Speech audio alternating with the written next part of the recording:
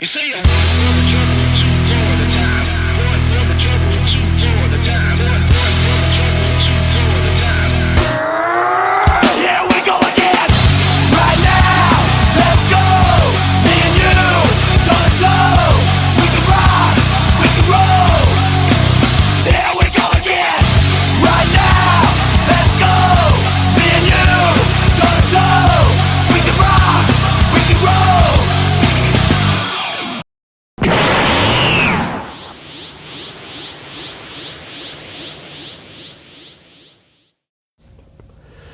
Yo, XS Saiyan here, and for this first part of the video, I'm just going to be providing some context for these compilations. So if you don't care about that shit, you want to get straight into the rants or whatever, I'm just going to put a timestamp on the screen now for that. But yeah, I just wanted to provide some context for anybody who gives a fuck. So as you can hear from now, I have a better mic that I'm working with, and I kind of wanted to separate all of the content that I've made from now from what I'm going to be making from like this point forward. And part of that, like I said in my 100 subscriber video, was putting together a big ass compilation of like all of my shit with like one intro and one outro at the end, and cutting all the intros and outros out of the other videos. You know, just putting it all together, man. So if you want to listen to me yap in the background for 2 hours or however long I make this bullshit, you know, you can just do so. And yeah, I thought it would be nice. You can actually see me like slowly start to get better through the video too, because at first my gameplay footage was like weird as hell because I was using shadow play like a damn idiot. So I was having some gameplay glitches and my shit was at 24 frames, but obviously the quality of the gameplay isn't the main reason people watch, but you can see me slowly get better throughout the video. So yeah, that's nice. That's cool. And yeah, I just wanted to just put this together and have this yap session. There are going to be a few omissions here and there for various different reasons. The first of which being the social reject yaps about Dragon Ball video, because that video is already an hour by itself. So if you want to play that in the background, that's already a long enough video by itself. So I didn't really feel the need to stick it in these compilations.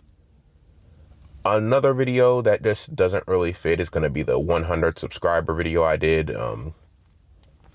It's cool or whatever, but yeah, again, I just didn't really see the need to put it in these compilations specifically. And the third omission, which is honestly the most unfortunate one and the one that's out of my hands, is going to be the EDP video. Now, thankfully for that video is like 30 minutes. So you could play that again, like by itself. And that's pretty long, not as long as the Dragon Ball video, but I'm not leaving it out by choice. That video got fucking age restricted. So I'm assuming whatever bullshit they age restricted it for that they wouldn't tell me, I'm assuming at that point that they're just gonna fucking age restrict it again, because why wouldn't they? You know, unless it was just the EDP title or thumbnail, but I changed the title, I did all this shit and it didn't work. So I'm assuming my whole little compilation would get nuked if I decided to put the EDP video in there. So I'm gonna be refraining from that, unfortunately, but go watch that video on its own. It's actually one of my favorites on this channel. And, you know, despite how tragic that ended up, it was actually one of my favorite videos I made, man. It was a lot of fun looking back. And, yeah, I think that's all the context that I wanted to get into for this video. So, yeah, enjoy the fucking yap session. When you're ugly, basically any emotion that you have is wrong. But this is especially the case when it comes to anger. And it doesn't really matter what happens to you, what's been done to you. You know, everybody's going to look at you like you're crazy for responding like a human, because if you're ugly as shit, Nobody really sees you like a human. And this topic kind of came across my mind because I was thinking about some shit that happened when I was a kid. Multiple instances of this, but the one that sticks out the most in my mind is when I was playing football with a bunch of other kids. I was probably in like fifth grade. And this one white kid, this fucking Justin Bieber he basically looked like Justin Bieber with brown hair.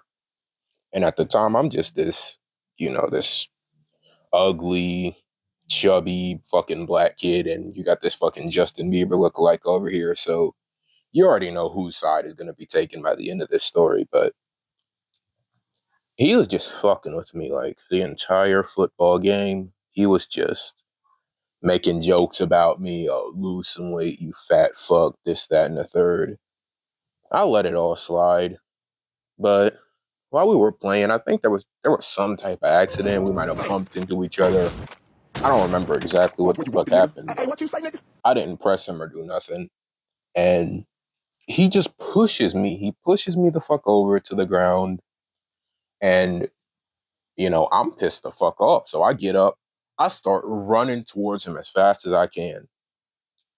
Everybody on the fucking field just runs and just crowds around me, circles around me. They start trying to tackle me down, pull me back. Teachers, they start sprinting over from the blacktop like 50 fucking yards away, running onto the field, trying to drag me away and shit. And it's like not a single one of these kids gave a single fuck when I was being harassed, when I was being bullied, when I was being fucked with. But when he puts hands on me and I get up to retaliate, I'm being treated like I'm just fucking insane. Nothing happened to the kid, not as much as in school suspension, nothing, because he's, some fucking ass little Justin Bieber lookalike little pretty boy. And I'm just some fat, angry black nigga. So whose side are they going to take? I mean, thankfully, nothing happened to me as well, but like that's the best you can hope for is that people look at you like you're crazy, and that's the most consequences you suffer. And it's just not with the one race either. It's with everybody, man. A few years earlier than that, I was probably in third grade, uh, mostly black school. This girl, she had been like jabbing at me and fucking with me just all year. And of course, I don't even have to tell you what it is when it comes to females. If a female does some shit to you, you even look at her fucked up. Everybody in a mile radius wants to jump on you and whoop your fucking ass. But yeah, she had just been picking with me and just saying random bullshit to me. I was so fed up with it. And then she crossed the line because this one time she she walked up to me at lunch while I was eating and she took a fucking chicken nugget off my tray. And at that point I was like, fuck it, because even though I wasn't like chunky yet then, you do not fucking take food off my plate. That was a death sentence even back then. So I was like, bro, this bitch even looks at me funny after this, I'm beating her fucking ass. And yeah, eventually the time came. She said something. I can't even remember what she said. It had to be very minor compared to everything else. But we were in art class. She said something to me, and I just picked up a fucking clay ball. I just threw it straight at this bitch's head, and it like scraped the side of her face while she was trying to dodge it. And a painting knocked down, and I got like in school suspension for that. But it's like nobody cared when they were looking at her fuck with me, looking at her pick on me, because at that time I was just an ugly, skinny black kid. So who gives a fuck, right? And just anything you do, if you're not good looking or a female of any type, you are not allowed to feel anything. You're not allowed to be angry. You're not allowed to be upset. You even see it when it comes to like videos and shit like that people make as far as a life experience. Um, a lot of like B-pill, doomer type shit. If somebody uploads a video about it and they complain about their experiences, you'll have all kinds of people in the comment section bitching and whining at them, trying to silence them. Not because they're saying anything wrong, but because they're fucking ugly. So their existence already pisses them off. And then the fact that they actually have the nerve to go and talk about how their circumstances and their appearance affects their life. The fact that they have the gall to even say anything about it instead of shutting the fuck up and just going into a corner, that enrages a normal person. So you expressing feelings of depression or anger, anything like that, be it in a confrontation or be it in a video, you are just gonna be fucked with. You're gonna be lambasted, and people are just gonna try and silence you as quick as possible. It doesn't matter if you were provoked. It doesn't matter if you don't want to hurt anybody.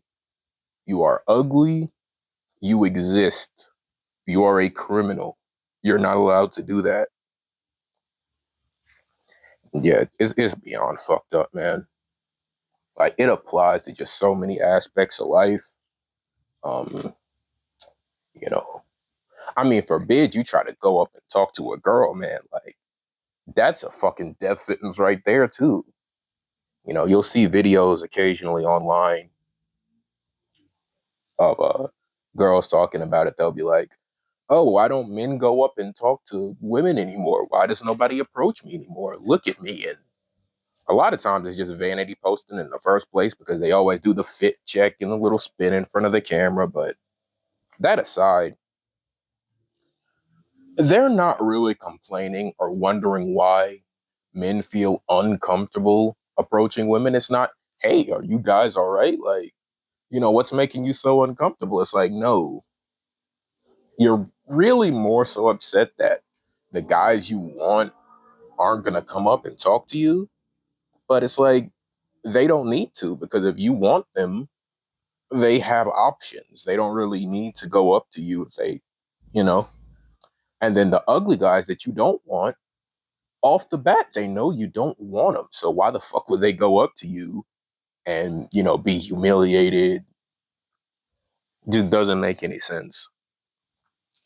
But it's a lot more of a crime for you to go up and try to talk to somebody if you don't have the looks. Your intentions are automatically assumed to be foul. Doesn't matter what reality is.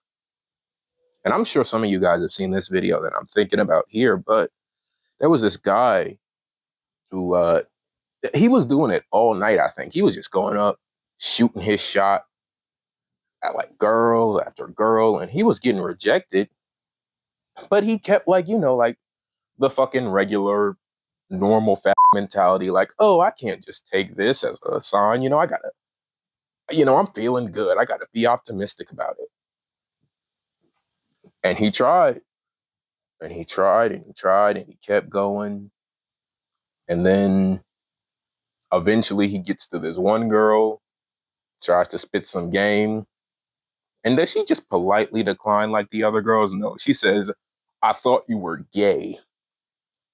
That's how you treat motherfuckers that you don't want. You've got the nerve to talk about some, why don't they go up to you? It's just like, just complain about the specific caliber that you don't want.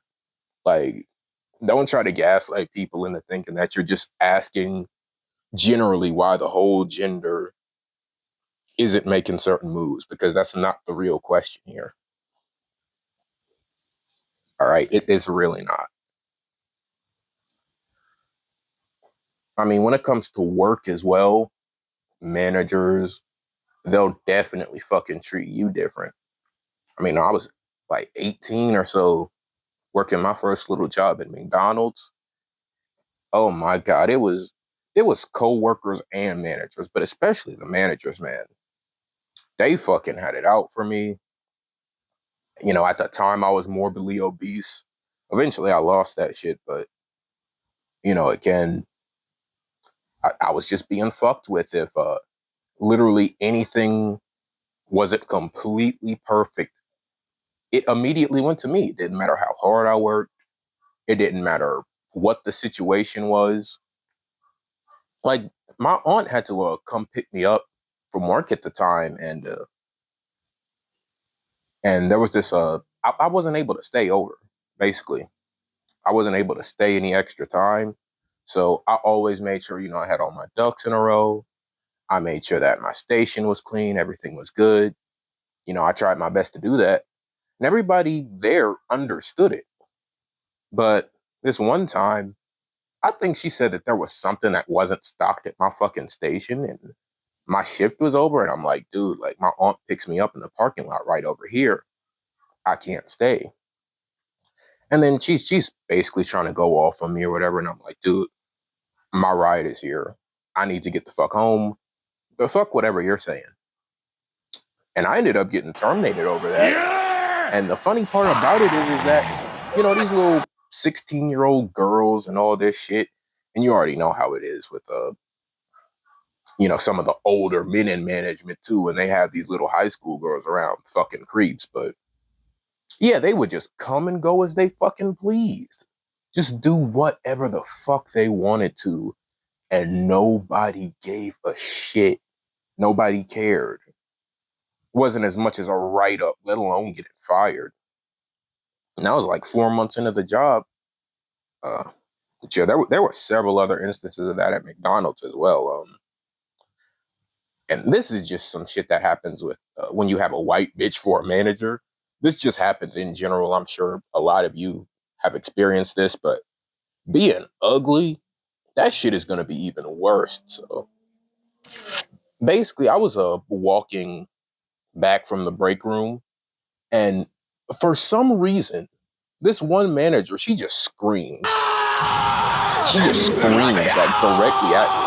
And I just jump back and I'm like, what the fuck is wrong with you? Like, what is your problem? And then she's like, don't say that. All right. And then I walk off and I go back to my shift. Nothing else happens. Everything seems cool.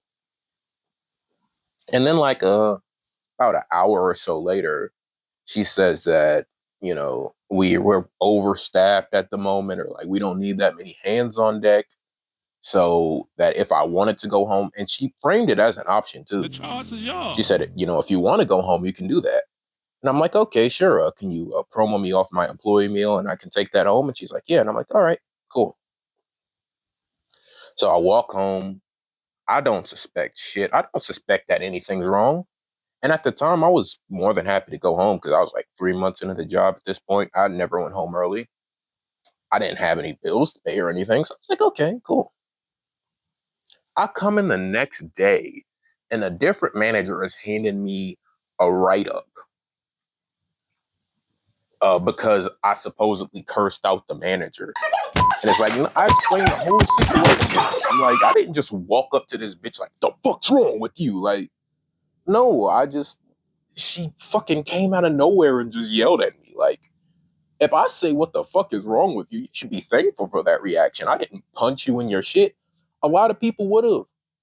Like, who does that? Who just fucking screams at a person? Like, she's acting like me just being in the hallway or just existing is a problem because I'm ugly and black. All right. But yeah, it was just several instances like that. I could go on and fuck it on, but yeah, it's fucked up out here, man. Like, your existence is a crime if you don't look good. So this is actually the second video I'm recording today. My other one about being angry as an ugly guy or an excess guy, that was the first one I've ever done. And I was a little surprised with how articulate I was able to be and how easily things flowed since I'm not used to talking out loud by myself. So yeah, I decided that I was going to just do another one, another idea that I had. Filming this one in my car. First one was in the garage. I live with my aunt right now. Love her. She's probably the reason I'm actually able to record this and you're even listening to me. But yeah, so This topic is basically just my fitness struggles as an excess man. And I think to understand it, you just have to understand that I am an excess man in the truest sense of those words. Like, I have no idea why this bitch even told me this shit, but my mother literally told me that I was supposed to be aborted. But even beyond that, like the hospital was apparently treating her like shit during the pregnancy. Even my uncle told me that I pretty much should have died. Like both of us should have died from how horribly they treated us. But my grandma kind of stuck up for us, and I was able to be born via C-section. Whether or not that's a good thing, I debate. I can't seem to get happy. But yeah, I mean, it was a pretty turbulent upbringing. A lot of different shit happened that I won't go into this video since I want to focus more on the fitness side of things. But I'll give some context where necessary. My mother was very obese, and you guys already know the statistics. I mean, you don't need to see any statistics to guess that if your parents are fat, you're probably going to be fat. And yeah, I was a little fat kid. I mean, I was skinny up until like age 9. Then I stopped playing any football or anything like that. I got a little more comfortable, and I'd say like during the one and only normal year I had of childhood, which is 2010, is when I started to get a little chunkier than most of the kids around me. And I didn't really mind it because I wasn't like super morbidly obese, but the kids around me started to pick at me a little more, started to fuck with me, make little comments and shit, and I'd just blow it off. I wasn't the kind of kid to actually get into fights or anything like that unless you put your hands on me, in which case I wouldn't really hesitate to throw hands or throw a chair or whatever the fuck I needed to. But just words, I would kind of let it slide and just say whatever, man. Like, but yeah, I had started from being a chunky kid, and I was moving around to all these different places. I was in a homeless shelter at one point, and my mother had her food stamp card. And like a responsible adult, she'd just take me to the convenience store and we'd gorge out on fucking pizzas and candies and snack cakes and all this fucking bullshit. I was on some mega fat kid shit, man. Like, it got to the point where I was doing some hacks, like some ghetto fat fuck hacks. Like, I would take a box of Mike and Ike's and I'd put those motherfuckers at the bottom of like a bottle of Fago, and the sugar would just soak into the more sugar, and it would be just sweet as fuck when I drunk it. And then the candy would be all hard and crystallized at the bottom when I was done drinking it, and I'd eat. It was just fucking disgusting, man. We were slop maxing like just to the fucking maximum. Yeah, I mean, oh man. And these poor eating habits continued. Eventually I would be out of the homeless shelter into my grandfather's house. And my grandfather has always enabled my mother from a child, according to my aunts and uncles and everybody around me. So yeah, obviously nothing really changed there. Oh, and she was also unemployed, of A course. Like job we were just living there and application. she wasn't really doing shit. She hadn't had a job since probably 2009. So that one normal year of childhood I had in 2010, that was completely unemployment funded. And then after that unemployment ran out, we went to the shelter and then at the grandpa's house. But yeah, after that, the habits just continued, man. Like we were slot maxing all the fucking time, eating all kinds of bullshit. And the conditions of the house were very horrid. Like this is another topic that's going to be its own separate video, to be honest, just thinking about it. I mean, we were in a glorified shack with fucking internet and cable. That was it. Nothing worked. Fucking plumbing didn't work. Mice, like shit was fucked up, man. So I was just mega depressed. I tried to get into school. Neither one of them would actually make any moves to get me into school, so I had to be homeschooled. So I was literally just in this fucking shack like 7 days a week. And one of the few distractions I had just fucking eating and all this bullshit. I mean, I did have a few other things that I barely had the money for. Like I got like this clunker laptop and some bootleg figures off of AliExpress and like made little stop motions and animations with whatever budget I had. But yeah, back to the general point, I was just eating like shit, man. I was eating so fucked up just to kind of distract from the reality. And it was around the time where we moved in with my grandfather that, my mother kind of started putting hands on me and yeah, all kinds of fucked up shit was going down. So eventually I moved out.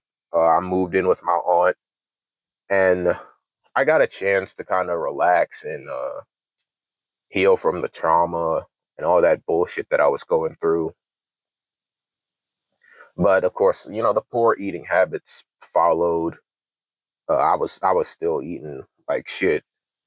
And the crazy part is that I never really considered myself an emotional eater, but my aunt kind of talked with me about it. And when I said I'm not an emotional eater, she kind of looked at me like, "Are you sure?" Like, Are you sure about that? and I was like, "Well, yeah, I'm big right now, but it's like I don't really eat right after I'm sad." And she's telling me it's like you don't really have to be conscious of it. You don't really have to be conscious of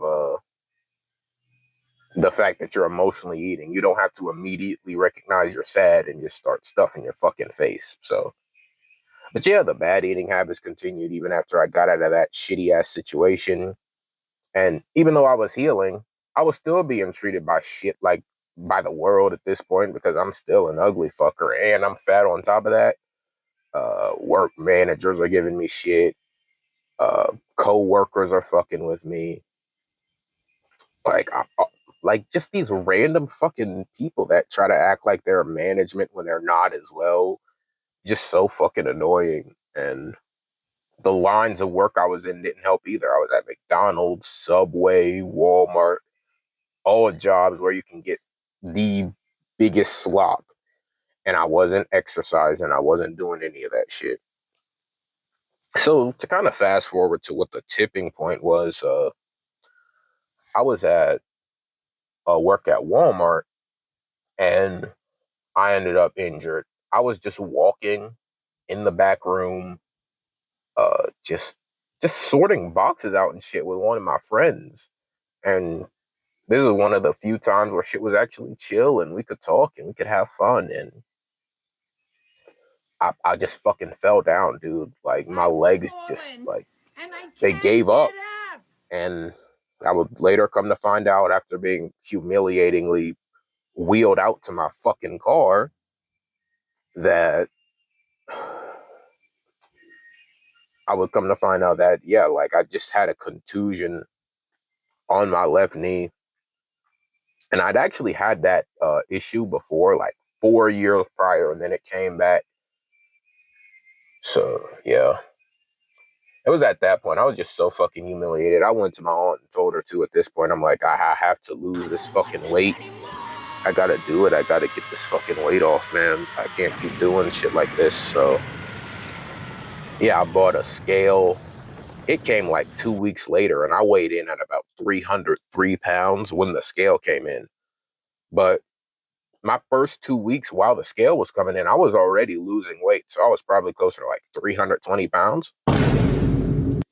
I didn't have any idea on nutrition. So I was just eating the same junk I always was. But I had a general idea that calories would make you lose weight or whatever. So I was eating 1,200 calories of just straight bullshit, like fucking high chews and noodles and just straight nonsense. But I was putting in an effort. I probably dropped at least 20 pounds as far as like water weight and all that bullshit within the first 2 weeks. And then once the scale came in, I was just locked in, man. I was dialed in. I got about 2 months into my weight loss, and things hit a tipping point as far as the Walmart job went. This manager was just fucking with me and picking on me and just I was slaving away back there, man. Like anybody who's worked at Walmart, I was on a cap team too. So we were unloading trucks and stocking. And I was like the biggest fucking workhorse. I was doing the most shit.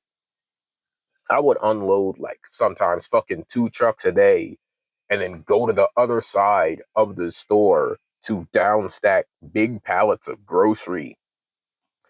And that probably had a big contributing factor into how I ended up stress eating more and all that fucking activity being that fucking heavy, man. Probably led to what happened with my knee. But regardless of that, man, this manager, dude, he just kept fucking with me. And I was never really one to hold back when it came to management or kiss ass or nothing like that. If they said some shit to me that was foul or fucked up, I'd go back at them. And this manager in particular was known as a crispy black Mr. Clean.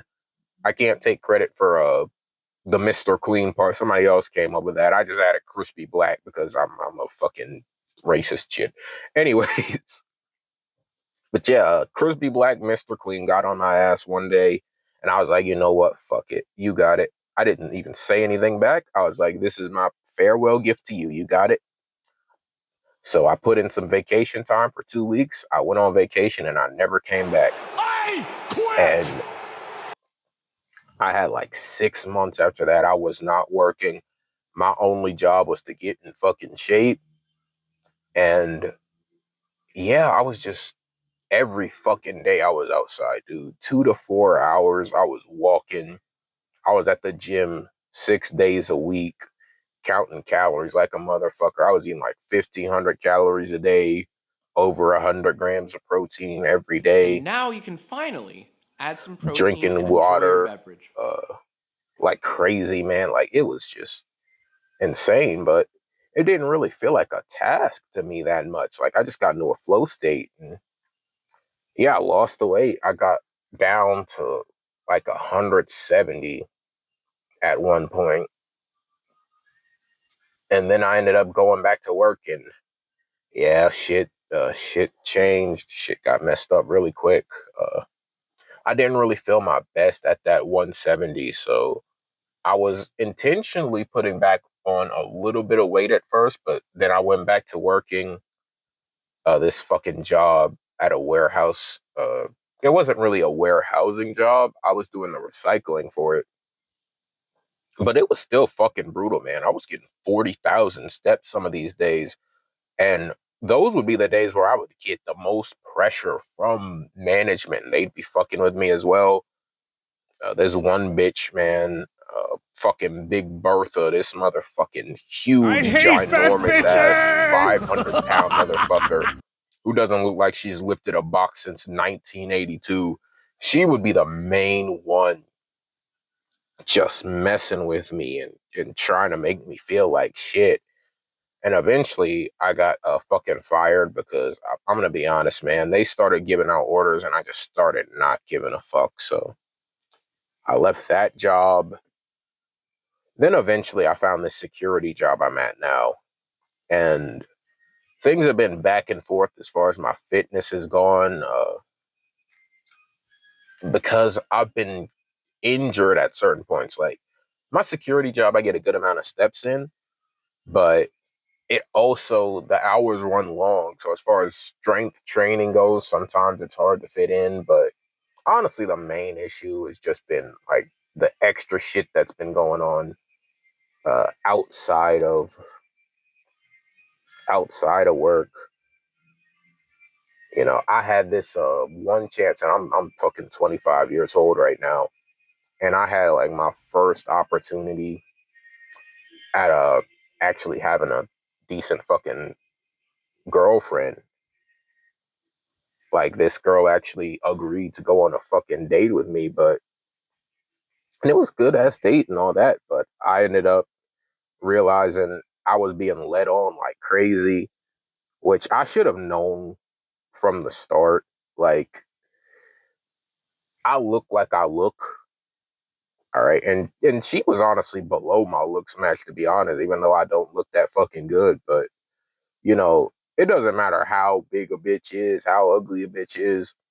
She's always going to have more options than you do. That's a tough pill to swallow, but let's not be delusional about it. But yeah, like, it ended up just not going any further. And, but yeah, I ended up in a state where I was fucking emotionally eating again. And I was just fucking gorging on bullshit. And this is where I'm at right now. I'm still trying to bounce back from it. But yeah, I mean, that just shows you like a lot of the B pill shit when it comes to just relationships or anything like that. It applies to fucking everybody, no matter if you're Quasimodo or if you're just regular ugly or anything like that. I'm at the point where I'm ugly, but if a bitch wants to be entertained for like a few minutes or whatever while she finds a guy she actually likes, she'll lead me on for a little bit, and that kind of fucked with me. And I was like, at a certain point, I was just like, dude, I can't sit up here and fucking just throw my health away because of some bitch that led me on for not even that long, dude. Like, we went on one date and we were talking for like a fucking month, dude. It wasn't even that long, but it's just the fact that it was the first time in my life that I had ever had that actual hope.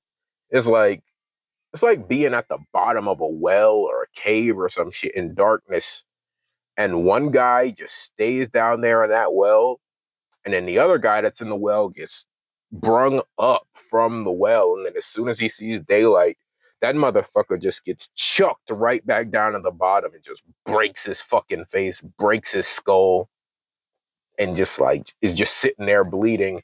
Now you're in the same position as the other guy, but you got all these scars and all this fucking pain and shit. So yeah, it was brutal, man. It was fucked up. But yeah, I've just been trying to shake back as far as my diet and stuff goes, man. Like, I'm still at my security job and we've got this fucking slop bullshit in like the vending machines, and it's not even good, but I'm a fucking fat kid at heart, man. I've always been eating slop. And then, like, I also got injured not too long before that girl decided to stop toying with me and stop leading me on. You know, I gotten injured, so I had to stop resistance training. And I think that's a big part of it, too.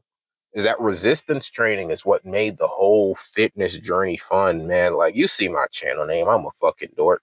I fucking love Dragon Ball Z. I don't keep up with wrestling anymore, but I also did grow up on wrestling. So, you know, there was crazy ass physiques back in the day in wrestling. You already know how the Dragon Ball physiques are like. That inspired me. That kept me going. That kept me pushing. That kept it fun. I'd go to the gym. I'd get stronger. I'd be able to do more reps, more pull-ups, more push-ups, more weight on the bar as far as benching, deadlift, squat. And that kept it fun. I felt like a real life fucking Saiyan. And then when we get to the point where I just can't do it, I can't train like I want to. I can't like train heavy, train resistance like I want to for a brief period of time. It just throws me off the whole fucking journey. And then the stress of not being able to have that cope. Like, I think that's what I replaced the emotional eating with, was the lifting. I would lift and it just felt better. It alleviated a lot of the fucking stress that I was going through. Yeah, it alleviated a lot of the stress, and it was just something to focus on and be absorbed in, you know, instead of fucking Starburst jelly beans and all that other goy slop nonsense. So yeah, um, I'm not in a good spot right now. I'm nowhere near back to like having gained all the weight, but I'm not in a good spot. I'm probably edging on like 220 right now. And at my lowest, I was 170. And then, like, the most consistent I've maintained this whole time after I've lost the weight has been like that 190 type of range. But yeah, I'm not doing well right now, and I'm just barely recovered enough to where I can start resistance training again. I want to fucking get back into it, but like I don't know how I'm gonna keep myself on track if I'm so mentally fucked up and unstable and weak to the point where I straight up get my first actual chance in real life with a girl and she's not interested, and that shit derails me enough to where I will literally just say fuck it to everything. Like, if I'm that weak, how am I supposed to maintain fitness gains lifelong? How is that shit supposed to happen if I can go into a fucking spiral and gain 30 pounds because a bitch don't like me? Like, how the fuck am I supposed to keep training like a Saiyan when I let some shit like that turn me to Yamcha? You know? So it's just fucking hard, man. I'm trying to figure it out. I'm trying to figure out a system to where I can just stay how I need to be. Um, but yeah, honestly, that situation with the girl could also be a completely different video. It could be a whole different video, definitely. Uh, because that's literally my one actual real life experience in my 25 years of fucking shitty ass life. And I didn't even get anywhere. So before all the faker accusations, I got led on and didn't get none. So don't even. Oh man, yeah, it's fucked up. I just got to get my shit together, bro. Just get back to where, like, I know I can get back to where I want to go, but it's like I need to become ironclad and just maintain what the fuck I've got and just steal myself away. So I think just kind of throwing away any and all hope as far as that relationship bullshit goes could probably help keep me just stable, man. Just keep me stable. Just you already knew you were ugly. You already knew that you were ugly as fuck. Like, even after I lost the weight, I thought, oh, maybe I'm in decent shape now. Maybe I can get somewhere. Dude, I lost the weight when I was 22. Like, it was 3 years. I did try. I got nowhere. And then I got somewhere after all those hundreds of shots and it didn't go nowhere. So I think if I just put that shit to the side and just accept the fact that, motherfucker, you're gonna die alone. People die alone every goddamn day. It's not that big of a deal. It's not that special. I think if I can accept that, I will be in a better headspace to maintain being in shape. But yeah, I really do like lifting weights, man, and I do things in phases. Sometimes I focus more on calisthenics and things like that. Focus on getting more pull-up reps, push-up reps. All that shit's fun, man. You feel like a fucking Saiyan. And I just need to dedicate myself to that more. You know, certain shit is just not meant for motherfuckers like me and likely you watching this video.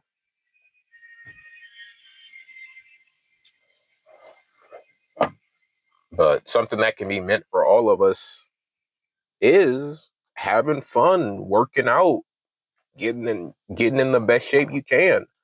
And this is also kind of a lesson to anybody listening, bro. Like, getting in shape doesn't make you not ugly. All right? It's not gonna fucking improve your odds or chances if you're just the ugly fucker. If you've got something to work with, it will. But if you're an ugly fucker, it's not gonna do shit for you as far as relationships go. But I feel so miserable while I haven't been working out. And I really feel like once I get my shit back together and I get back in line, I'm gonna just feel so much better. Maybe not about life as a whole, because I am a nihilistic son of a bitch. So I probably am gonna think about self-deletion and all that bullshit every once in a while. But generally speaking, I'll feel okay. I'll feel better because I'm working out, because I'm doing what the fuck I need to be doing. So yeah, man. Don't let your fitness slip. Don't just let your head go in the clouds and open yourself up to all this vulnerability and get stabbed through the chest and then just fuck your entire routine. Work out, man. Like anything you can do. You know, if you can't do a push up, do that shit against the wall. Fuck it. Do some wall push ups. Do that shit for a few months, man. Do something and stick to it, bro. Don't expect anything else out of it. Work out because working out is fucking cool. It's fucking badass, man. It's that Saiyan shit. Stay on it. And I'm talking to myself here too, man. Stay the fuck on it. All right, remember why the fuck you started.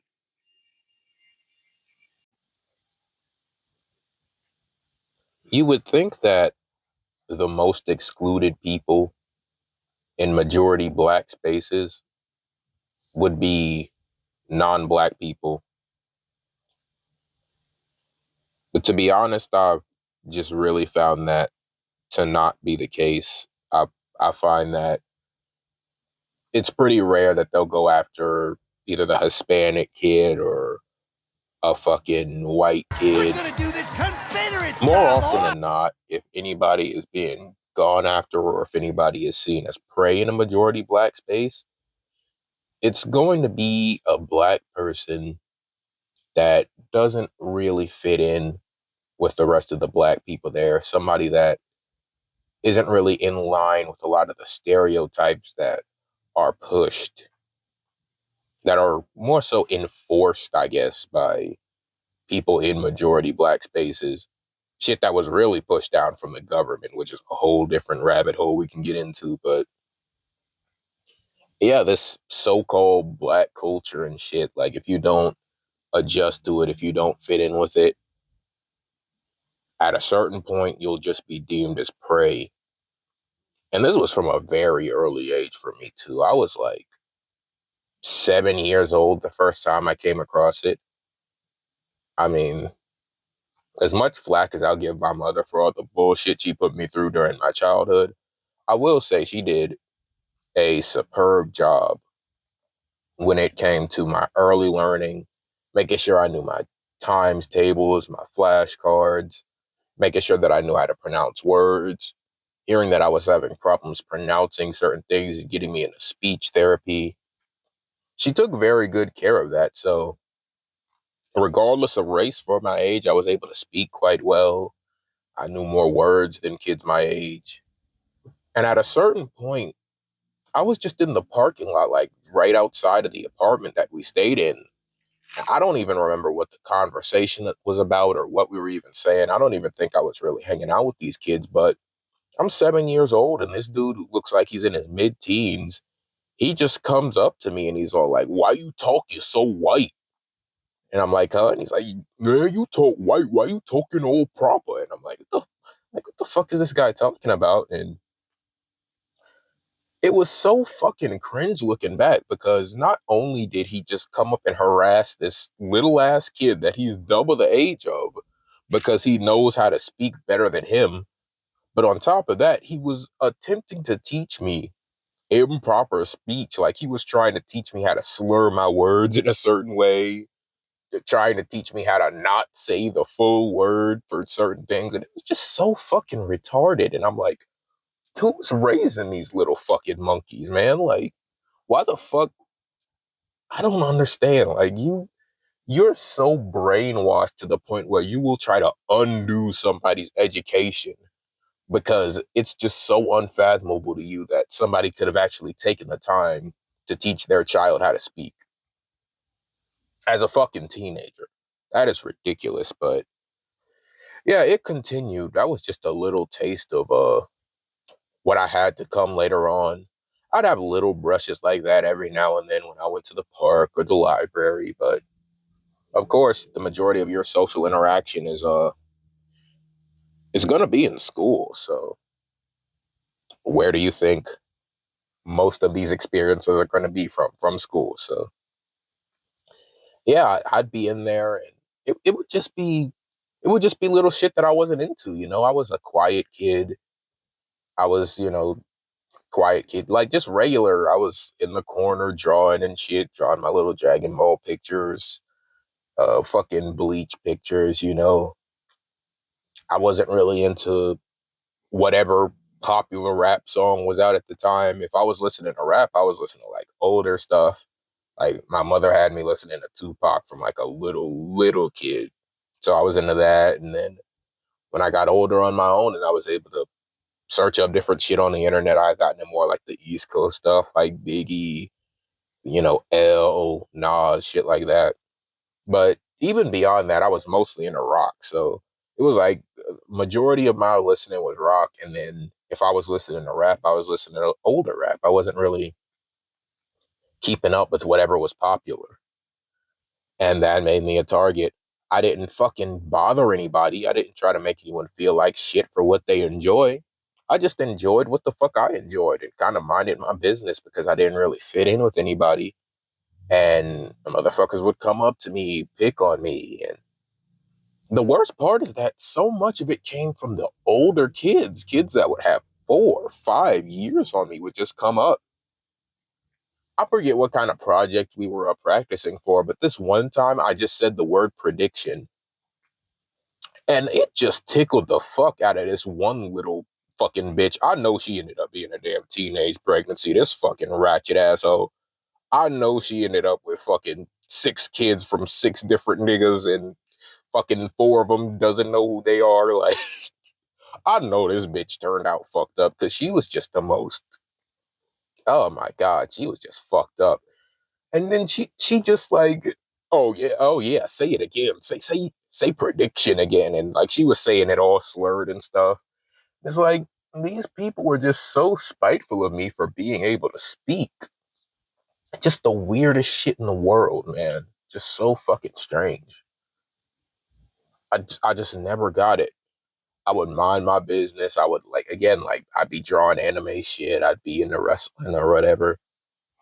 And and keep in mind too, this is before the quote unquote great shift, as the younger generation has dubbed it. So this is back when you were still a weirdo if you liked the shit. Now half these fucking fraud ass niggas, they probably have Naruto profile pictures right now as we speak.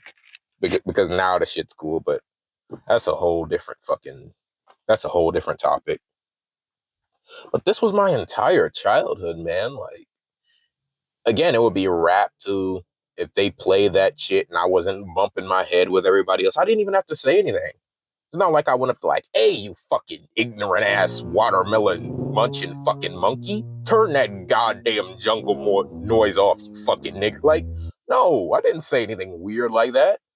I was just minding my business and then they would talk like, man, why you acting so white?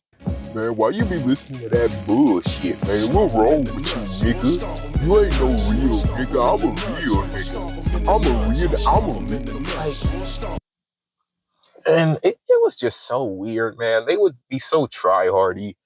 And a lot of these fucking dudes were doing it for these ratchet-ass little STD carrying bitches, too. You know, before it was a term, quote-unquote, thug maxing, which is the dumbest shit in the world, man. Like, it doesn't matter how many bitches you could get from it. Ain't nothing worth, you know, potentially risking your life. Somebody looks at you wrong or, you know, oh, what set you from? What, all this dumb shit. You could end up losing your life or getting your ass whooped over this. And it's not even going to be that simple anymore nowadays because motherfuckers are gay as shit, man. They're not just gonna whoop your ass or rob you or try to interrogate you or nothing. Like these motherfuckers are stripping people naked and having them twerk on camera, oiled up and all this weird ass shit. Like, dude, you just gonna have to shoot me at this point. I don't have that much to live for. There is nothing I love enough on this earth for that shit. You just gonna have to shoot me. But a lot of you motherfuckers, you got people you want to come back to and come back home to. You're just gonna be ass out, literally on that fucking camera, and that shit's gonna be everywhere. So leave the thug max and shit alone, man. You don't want to actually get into it with any of these people who are fucking with it because they've just gotten increasingly weird, and they've got shit that you don't, man. Like I don't understand why you would want to fake that because people who are like that, Most of the time, they don't have options. They don't have family. Their family's fucked up. You just want to distance yourself from that. But if you don't idolize this culture as a black person, a lot of the fucking time you are just ostracized. You're an outcast. You're a weirdo. You a lame ass nigga. You a lame nigga. Why you trying to be white, nigga? Why you trying to be white, nigga? Come get shot with me, nigga. Why you trying to be like just weird shit? And it's like people will take your rejection of negative aspects of black culture or take your rejection of like certain social standards and then just try to say that you just hate your entire race. And it honestly just leads people down the fucking path. Because, like, why are you just trying to press everybody on it? It just doesn't make any goddamn sense. And it just starts so young because they just get indoctrinated, man. They see their parents, or rather, parent, their mother, doing this dumbass shit just like me. So don't think I'm just talking shit just like me. Okay. I had a sperm donor rather than a father as well. All right. But they just pick up this dumbass shit and their mother doesn't want to teach them anything. They don't want to keep them safe. So they idolize all this weird gang shit. And then if you don't take part, you're a fucking outcast, man. It's so weird. And then when you have some sort of resentment, when you don't automatically view people that are your same skin color as some sort of brotherhood, when you don't think that you have some sort of kinship with somebody just because they have some features that you might have or because they may look like you, people question it. Coon, Uncle Tom, all this shit that anybody in my position cares nothing about anymore because it doesn't mean anything. It's all just this inferiority bullshit. Like, you're just so insecure about your existence because me not doing what everybody else is doing makes you question whether or not you had to live your life the way you're living it, even if you're a pretty young age. So your frustration that you're really trying to direct towards me is directed at yourself. And a lot of times that just led to me being a target. And I was a quiet kid. I never started a fight, but I finished plenty. You know, I was getting into fights and getting suspended and all this shit, putting people down. And I guess they thought because I had a decent vocabulary that I couldn't fight. They were wrong. uh, uh, you know, by the time they learned that, I ended up getting fucking jumped a few times because they were like, we're not just running up on them. We're not about to just send one person. But I don't get why it was such a problem in the first place for me to just fucking be me in a space and be quiet and be out of the way and just do the things that I enjoy instead of trying to be someone I'm fucking not.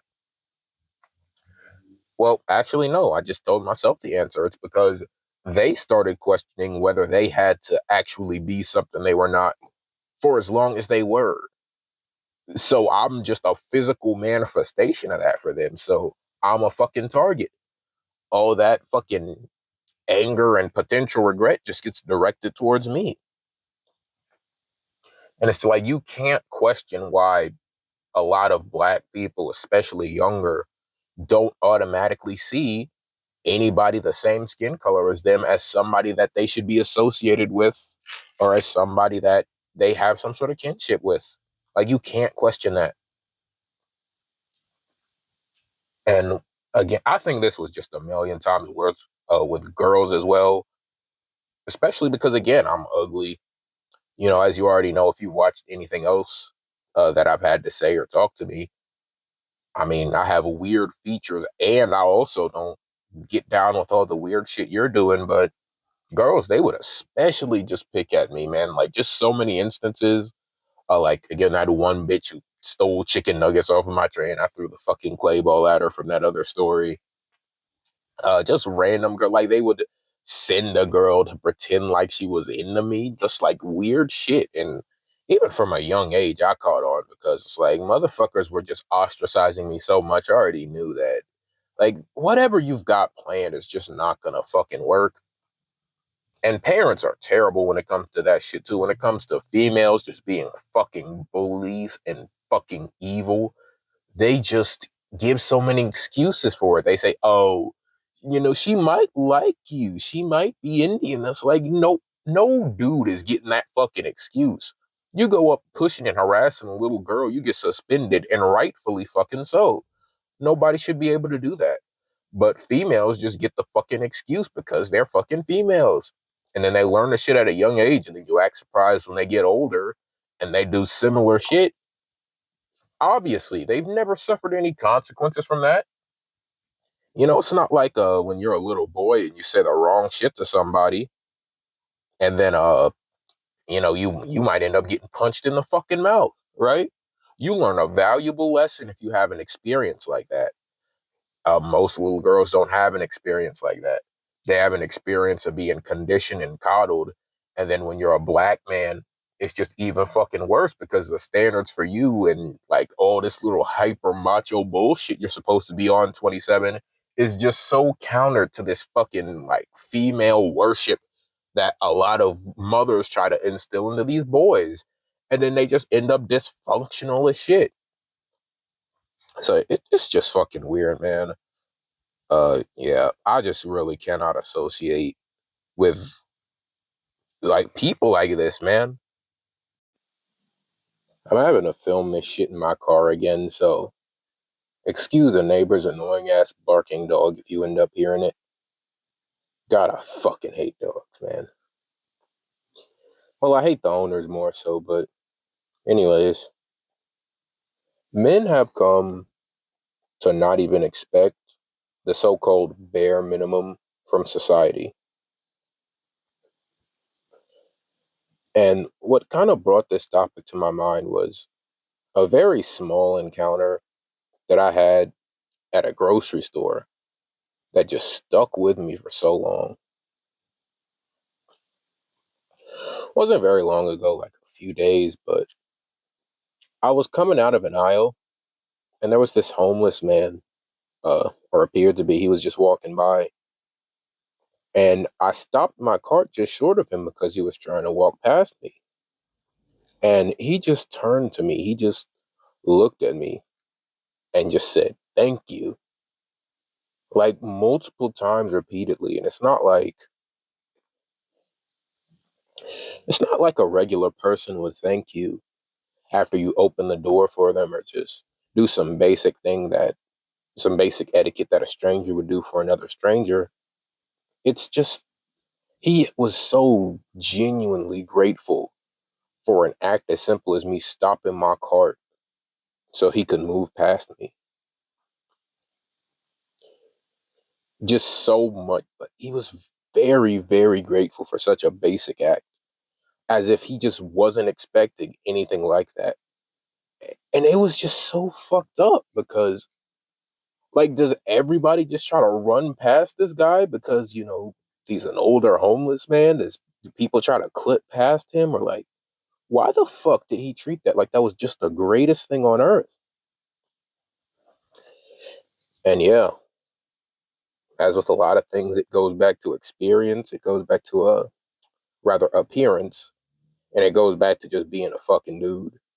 Because that's how you're treated when you are a guy that society doesn't desire.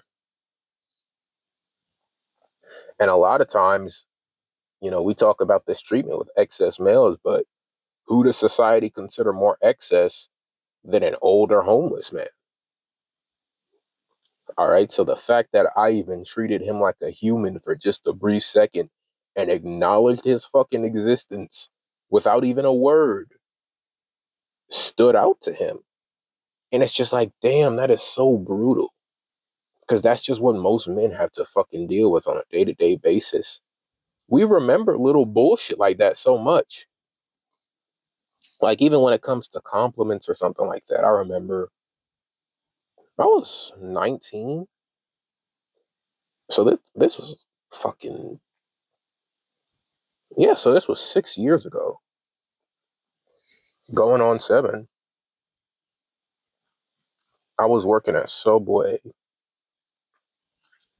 and this girl came by in the line. I was just working like usual, making a sandwich, as you do at fucking Subway. And she told me that she liked my hair. Now, I'm sure from how I set the story up with all that context, you would think that there's more to this story. There's not. There's really not. There is no there's nothing else. There's no continuation. That's the fucking story. And the point is that all these years later, I remember that shit because that's just so out of the ordinary. That is so out of the blue that a person actually just randomly treats you with fucking kindness or notices anything about you, especially if you're in a service job. People treat you like shit. But I will say the females do have a problem as far as, like older motherfuckers trying to like get at them and be weird and shit. So they definitely have that as an issue. But if you're a dude, you're just somebody for someone to unload frustration on. And the uglier you are, the worse it's going to get. And it's like just all this so called common courtesy that we're taught to have towards people really only ends up being practiced when it comes to women or people that are attractive. And it's like, yeah, it's just so much. Like, I'm not the only guy who can tell you a story like that. There's plenty of dudes. You'll see it all across the internet. They can remember compliment some dudes. It's fucking decades for some older guys. They'll tell you about some girl who just said something simple like that, be it a shirt, be it hair, be it whatever the fuck. Somebody was nice to me for a brief second. Somebody acknowledged me as a human. Somebody actually tried to brighten my day a little bit. And that'll stick with you for ages. But yeah, man, that is just fucked up thinking about. And I mean, the entitlement difference starts to show when you compare it to how women react to what we would consider a basic act of kindness. Like as far as opening a door goes, like my uncle, he taught me that shit when I was young. Like, hey, for anybody, but especially if it's a girl, of course, you had to throw that bullshit in there. Especially if it's a girl, just make sure that the door is open for them, and just be nice about it or whatever. Like that's just what you're supposed to do. That's basic. And a lot of people have shit like that drilled into their heads. So the fact that it happens all the time means a woman doesn't give a single fuck about it. Now, I'm not going to open a door for somebody now because of gender or anything like that. It's just for motherfuckers behind me, and it just doesn't take any time for me to just hold the door open for a while, regardless of age, gender, any of that shit. I'll just hold the door open.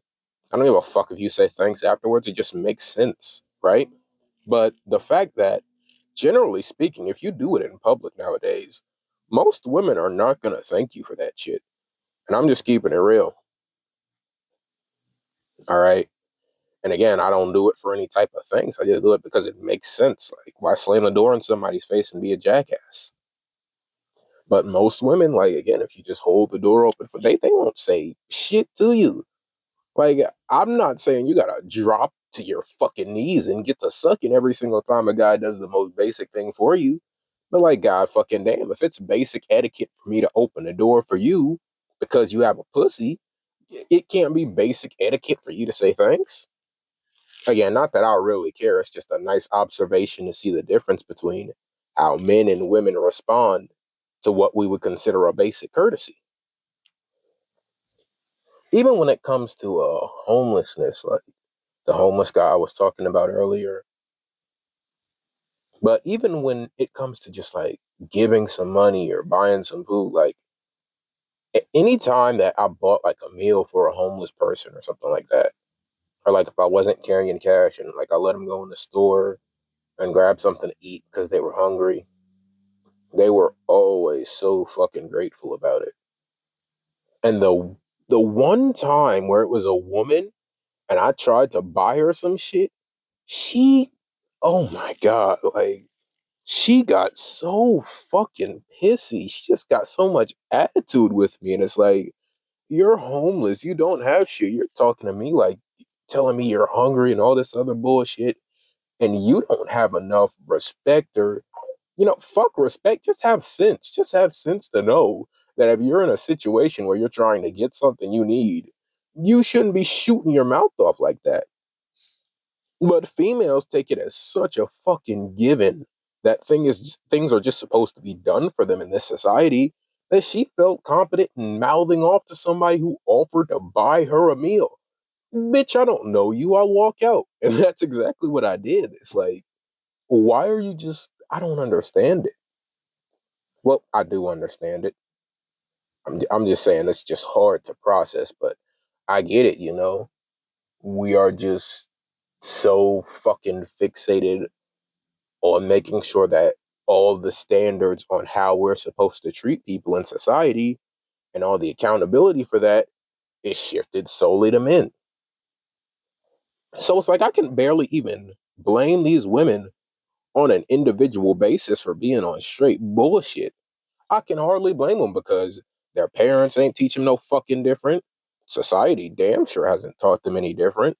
So like, what the fuck do you expect? That's the product. That's the product of this world.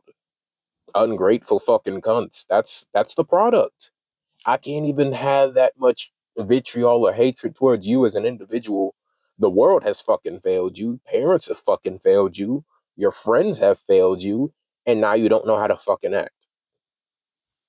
Now you don't know how to carry yourself through a situation to get the best outcome because you just take it for granted that everybody's gonna let everything you do slide because you got a fucking pussy between them legs. All right. And it's like, it's just not how it works with a lot of fucking people, man. And this will come to like physical stuff too, as far as violence goes. You have so many people talking about you never, ever, ever put your hands on a woman. Now, listen, I do agree with the fact that if you just walk up, start beating bitches up and shit, putting your hands on women first, trying to knock them out, yeah, you're a coward piece of shit and you need your fucking ass whooped. But at the same goddamn time, this whole mantra that people try to put into men's head, you never ever lay your hands on a woman, it just, the fact that it's only women that you focus on and not keep your hands to your fucking self or treat people how you want to be treated, it lets bitches think they can just get away with shit. It just lets bitches think they can get away with any fucking thing they want to do. All right? It's just so fucking, yeah, it just lets them think they can get away with whatever they want. And that's going to set them up for failure in the future because eventually they're going to come across a motherfucker that just doesn't give a fuck. And they're going to get stuck in their shit. And they're going to be crying on the floor. Like, not even from just physical pain, but from the actual shock of having been held accountable for what they do. Because nobody in their life has ever told them they have to be accountable. They just have to exist. They do what the fuck they want, and men are supposed to make it work. Just supposed to make it work, man. So like, it's just so fucked up. So if we just got rid of that whole thing where you never ever put your hands on a woman, and instead we switched it to keep your fucking hands to yourself, I think that generally speaking, people would just be more cautious about what they do, about how they move, man or woman. But yeah, that was all I had to say about this. Really, it's just fucked up about how if you're a guy, especially an ugly ass guy, what we would consider basic courtesy in this society is just never going to be afforded to you. We all need money to survive, whether you're able to get that on your own or somebody gives it to you. But of course, in most cases, most people aren't going to want to give you the money that they had to waste their time getting to you for doing fuck all. But it's kind of puzzling why something that is so essential to modern life also seems to be the biggest thing to drain your modern life. I've just kind of noted in myself how low my energy is when I get done with work. And a lot of it just doesn't even have to do with the work itself. It has to do with the environment, whether it's, your coworkers that are there, difficult people that you're having to serve when you're working there, management, probably the biggest one. But you just get so drained and you don't end up with any sort of, not even time. Even if you get off relatively early, you might have some time, but you never really have the energy to do anything else when you're done. It just sucks the life out of you while being the thing that is supposed to sustain your life and give you the opportunity to do other things. And it's kind of by design. You being able to sustain your life by working, that's a trap, man. That's a fucking trap. You're not supposed to be able to sustain your life. You're supposed to be a drone. And my problem has never been with just doing the work itself. I'll work my ass off, but these companies, they intentionally create an environment to where when you're done with it, it's still on your mind. It still creeps up. I think the best period that I've had as an adult was the 6 months after I stopped working at Walmart, because that was my longest stretch of being unemployed. I had my money up and I just did what I felt I needed to do to get myself into a better mental state. And a lot of that was physical as well. I lost over 100 pounds in that time period. Um, I started drawing more. I was hanging out with my friends. I was rejuvenated, but there's also two sides to that coin, because I was out of work for 6 months. I hear a lot of people talking about how they've been in neat life for multiple years, and that after like the first year or two, you start to feel your sanity kind of just slip away. It's that the fact that you don't have anything you really need to get up for or have to do kind of makes most people in that position just not do anything, not get up, bed rot, scroll, do all that. So it can drain the life out of you in a different way if you don't have any obligations. But the thing is that if we're all going to pitch in a little bit to make this system work, to keep everything functional, I don't understand why we have to have everything be so toxic. Because a lot of these policies that are put in place when it comes to jobs, as far as like music or whatever else, just trivial bullshit that you would probably like get written up for trying to do, doesn't really affect the productivity of the job or your ability to get things done.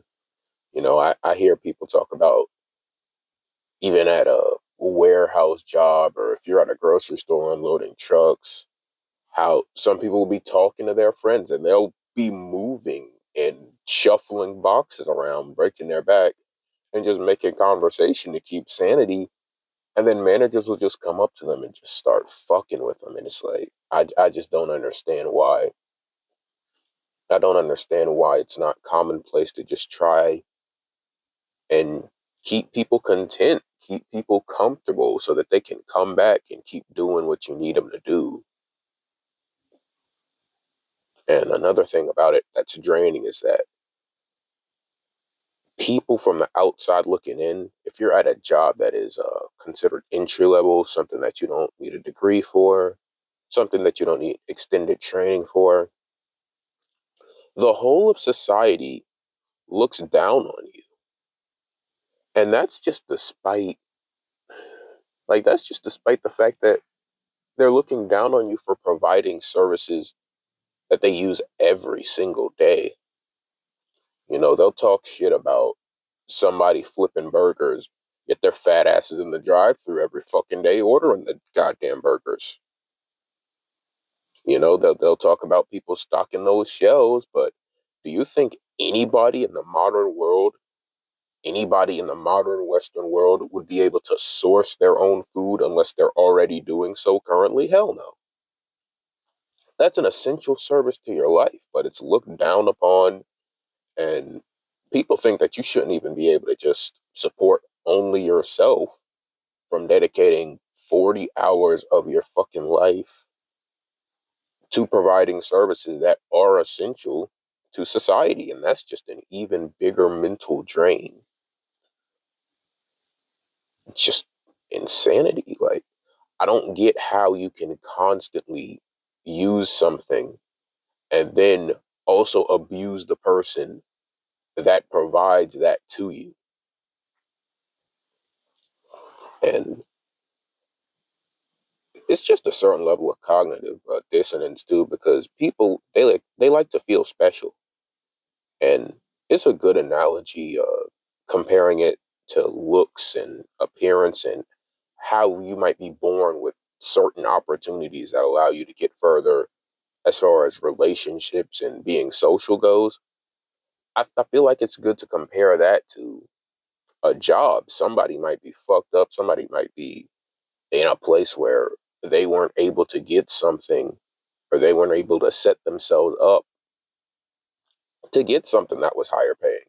But people don't really like to think about that because people don't like to confront the fact that maybe not everything that they have is solely due to their own work and prowess. Even if a good amount of it is, and a lot of people bust their ass to get to a higher spot. But a lot of people don't like to think about the fact that not everything that they have, not everything that they've achieved is solely due to their own skill and their own prowess in just being better. Some motherfuckers were born better looking and had an easier time with girls because of that. And then you'll be 6'2" with a well proportioned face, yelling at some 5'6" guy with, eyes too far apart about how the only reason he's having trouble is because his game is whack or whatever.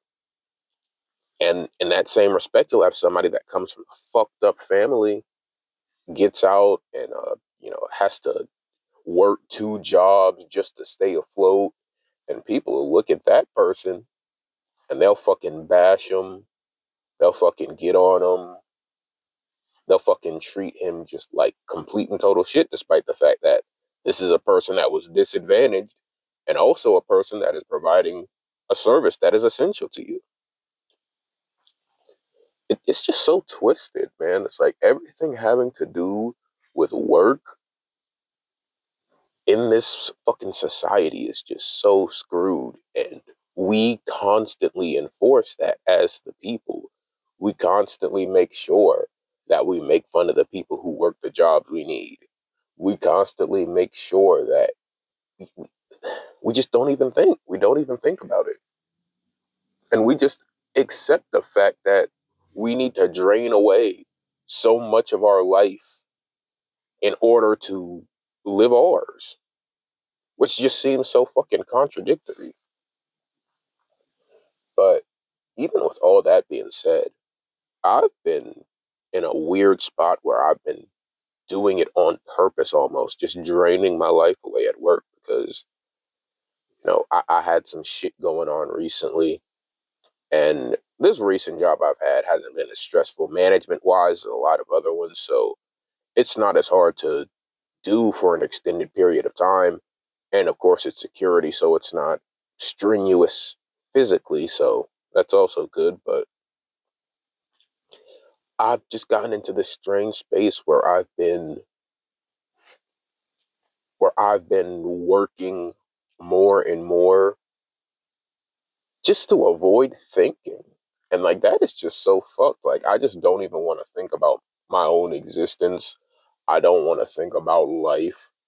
I don't really want to live like that. So I'll just hole away and just do these mindless tasks for all this period of time. I never really understood how people could do shit like that, but here I've been anytime they ask me to stay over, anytime they ask me to work a double shift, I fucking do it, because just thinking about this world and how fucked up everything is, it just scrambles my brain. And I don't even want to just physically, I don't want to mentally rather process that. And it's like when I get home from work, even if it's 8 hours, I'm at a point where I don't want to do shit else anyway. So I'm like, oh, why does it even make any sense? I'm just going to go home and rot. Might as well pick up, these extra shekels, these extra uh, fucking little slips of paper so I can do what I need to do in my life. But yeah, this was real disorganized. But I was just up early in the car right now, about to take my black ass to fucking work. So yeah, that's why the topic was on my mind. Yeah, that's it. Just got off the double shift, recording in the car again. And it is too fucking late for all this goddamn noise, man. It's damn near midnight. All these motherfuckers are still speeding out of their damn minds. And planes flying around and shit. It's just too much fucking noise to be this goddamn late. But anyways, on to the point of the video. I just have a hard time comprehending why I had to exist. I mean, I kind of alluded to this as some of the same things I'm going to touch base on here in a previous video, but everything about my existence is just wrong. Like, from the start, everything about my circumstances says that I just shouldn't fucking be here. Like, I was conceived from an irresponsible woman child and a fucking deadbeat random who probably doesn't even live in this country anymore. I don't even know whether that motherfucker is alive or dead at this point, but that's how my existence started.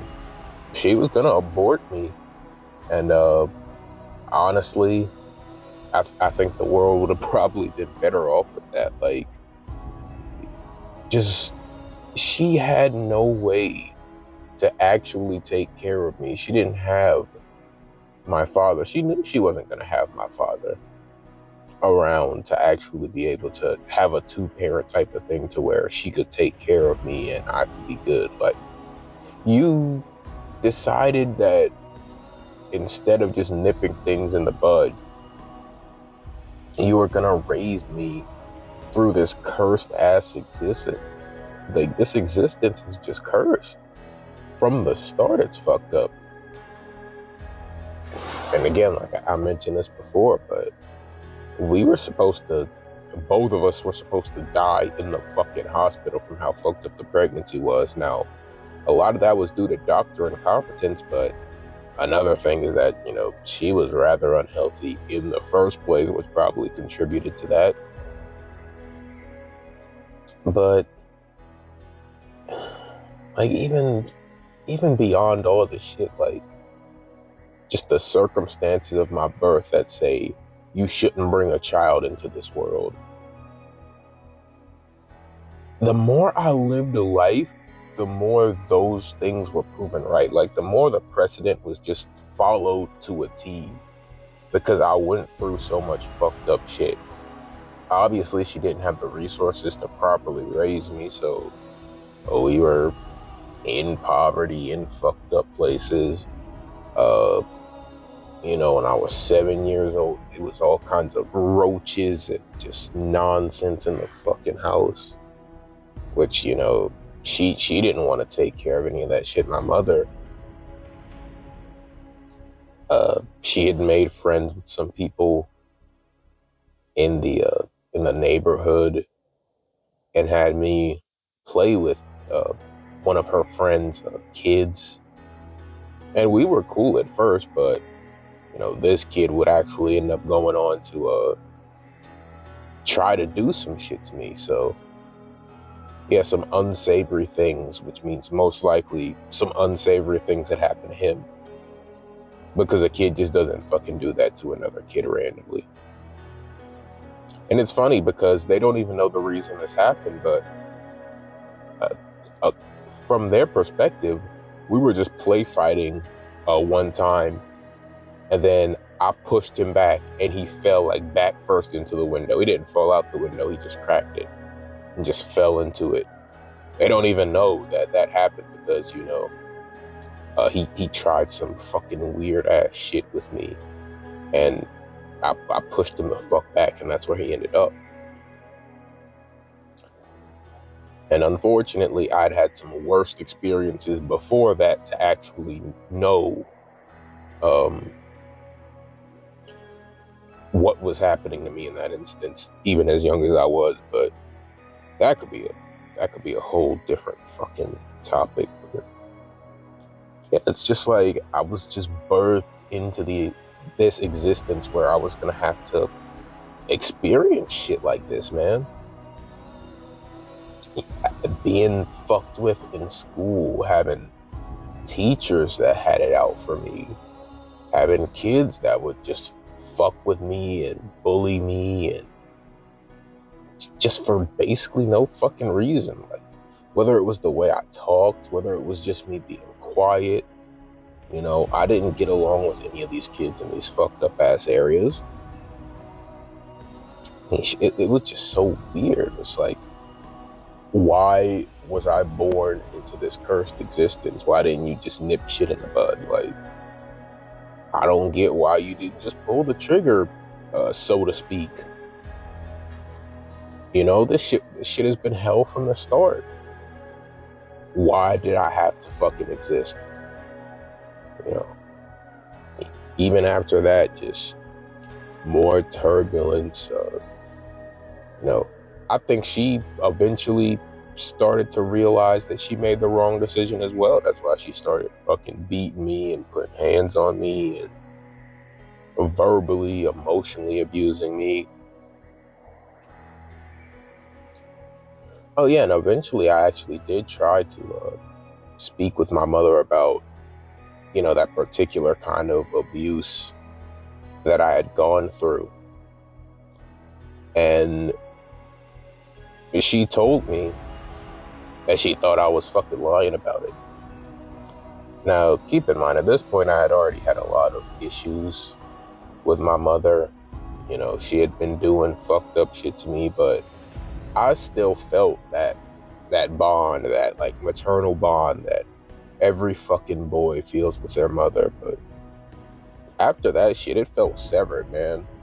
Like, even to this day, that bond feels severed, because that was probably the most vulnerable moment of my life. Like, the night before I tried to talk to her about that, I was just on the couch. Uh, and this was in my grandfather's house too, you know, the fucking shack I mentioned earlier. But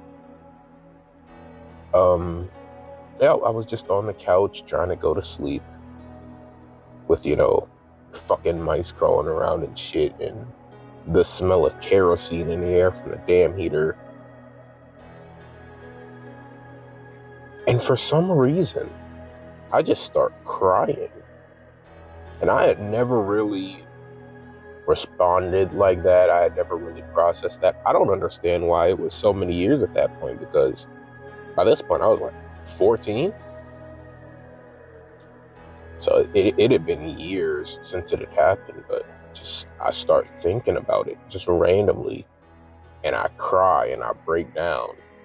And I go to my mother's room while she's about to go to sleep, and I just tell her the next day, like, you know, I want to talk, because my grandfather was still in the house. I didn't want him hearing about any of that shit. So I was like, hey, tomorrow when it's light outside, I really need to talk to you. And I was telling her this shit with tears in my fucking eyes. And then to just be paying like that, to be just fucking, like, I don't even understand why this bitch thinks I'd make some shit like that up. What the fuck do I get from that? What the fuck does any man in this goddamn society get from lying about abuse of that nature?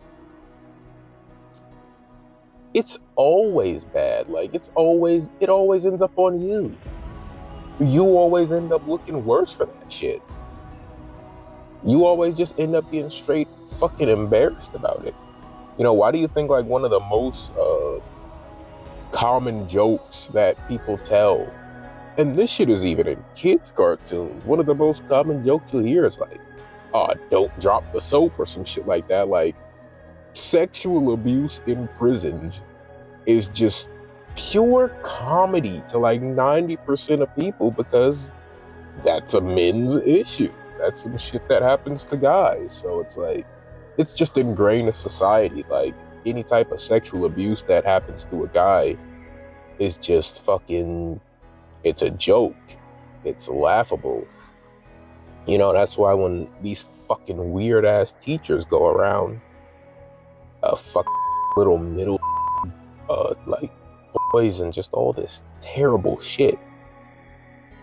These weird ass middle-aged pieces of low-life fucking garbage, they'll be like, oh, he was so lucky. Oh, where was she when I was in school? Motherfucker. You're a fucking cunt, man. Fucking hell. Why would you even say some bullshit like that? But that tangent aside, I'm not even going to say that tangent aside because it directly ties into what I'm saying. With all of that knowledge, knowing all of that stigma that goes into being open about that kind of abuse as a male in this society, no matter how old you are, you thought I just came to you and made some shit up just for the hell of it. You think I just had a mental breakdown just for the hell of it, and just like, why? And it's like, I know why. It's because I think she probably believes me at this point, and she just actually wants to fucking torture me because she's pissed off with the fact that she made the wrong decision and didn't fucking abort my ass like I should have been. You know, she's looking at her ugly fucking son who ain't never gonna be shit. You know, she was trying to gamble on the fact that, you know, maybe I'll come out a genetic specimen. Here I am, average height and, you know, average everything. Even when I was a kid, like, she would just make the weirdest comments. Like, she walked in on me dressing this one time, and I was like fucking 9 probably, and she's up here like making jokes about my fucking dick size. Like, she's making jokes about like, oh, you better hope you hit a growth spurt or your little girlfriend's gonna be laughing at you. Like, who says some shit like that to a kid? But I'm a boy at this point. You know, I'm just a little fucking boy who doesn't have anything special going for him. I'm not athletic like a lot of the other boys. I'm not shit. I'm not special. So even my own mother is going to treat me like the garbage of society that I would eventually grow to become. And it's like, you just fucked up. You can't accept your own fuck up in the fact that you brought me into this fucking earth to be a disgusting piece of shit. And now you're taking out that frustration on me because you made the wrong decision. Yeah, I never should have been fucking born, but I didn't make that choice. Bitch, you did. God, it's like, just all the fucking torture, all the fucking pain, everything that happens afterwards. Like, that shit stunned me so much. Like, even my aunt was talking to me about this. Like, when I first showed up from my grandfather's house where I was staying with my mother, for like months, I wouldn't talk. I wouldn't say shit. I spoke in like one word. I didn't speak any full sentences, any complete sentences whatsoever, because this bitch was beating on me and fucking abusing me. Like when it got to a point where like 6 months in or so, I was finally somewhat talking like full sentences. I'm still a pretty quiet motherfucker to this day in real life. But she was like, oh wow, you actually know English. You know? she'd kind of like playfully like poke and prod at me a little bit to kind of get me to respond or just say some shit. And it was a little annoying at the time, but in retrospect, I thank her for it, because that's probably the only reason why I was able to get through my first fucking job interview, to even be able to function, or try to function, try to recover in this goddamn society. Just like, even after the recovery process has started, those are fucking scars. That shit doesn't go away. I'll never just be fucking normal, dude. I'll never be fucking normal. I'm always going to carry that fucking weight, and that weight is always going to have some effect on how my brain is wired. That's always going to affect how I behave, how I speak, how I carry myself. At some points, I'll just find myself in a conversation, or somebody will be talking to me, and I won't even understand why, but I'll just be so uncomfortable that when somebody is directly talking to me or asking me something, I can't fucking speak. Like, I want to say something. Maybe I've even thought of something to say, but like, I physically will not be able to speak in response as a 25-year-old man. And this is real life, or even just online. Like, my best fucking friend right now, this one guy that I play games and shit with on Discord, watch anime with, like, he's been cool as fuck with me for a while now. And like, he'll ask me some shit about like anything, like about a game we're playing, or about my day, and I'll just fucking freeze. I'll freeze up, and that person I was the first 3 months I moved in with my aunt is just on full display. That shit never went away. I had all of this shit. Like, I should never have been here. I'm not functional, man. Like, I'm a goddamn misfit. I'm not functional. I cannot function properly in this goddamn world, and attempting to, and putting my best foot forward, it's always been fucking torture. So even these superficial little steps I've made, employment wise, or learning to drive, all this bullshit, I get so pissed off with drive. It's torture. Existence is just fucking pain for me. Like, I don't like to do anything. I don't like people looking at me, and I just end up in this weird space where, like, even with touch, like physical touch, it's so weird.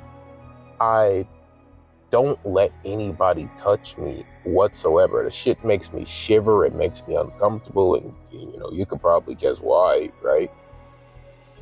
Which is why Berserk, little side note here, but which is why Berserk kind of connected with me when I was reading it as a teenager, because with Guts, like, his response to people touching him, and then you saw the shit that went down in volume 4, like towards the beginning, but